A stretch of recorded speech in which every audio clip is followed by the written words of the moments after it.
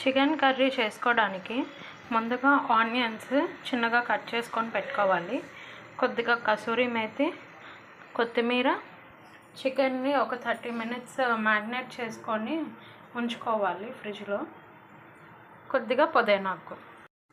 Curry చేసుకోవడానికి ముందు stove మీద కుక్కర్ పెట్టుకొని ఒక 2 tablespoon ఆయిల్ పోసుకోవాలి. అందులోకి కసూరి మేతి, పుదీనాకు, కొంచెం కొత్తిమీర వేసుకొని ముందు ఒక 2 minutes రోస్ట్ చేసుకోవాలి.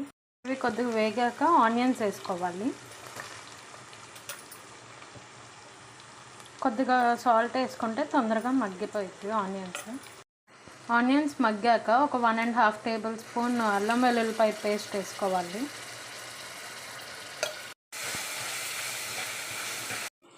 పచ్చివాసన పోయాక ఒక tablespoon ధనియాల పౌడర్ వేసుకోవాలి. కారం ఒక 2 tablespoon వేసుకోవాలి. కారం ఎక్కువ తినేవాళ్ళు ఇంకొద్దిగా వేసుకోవచ్చు.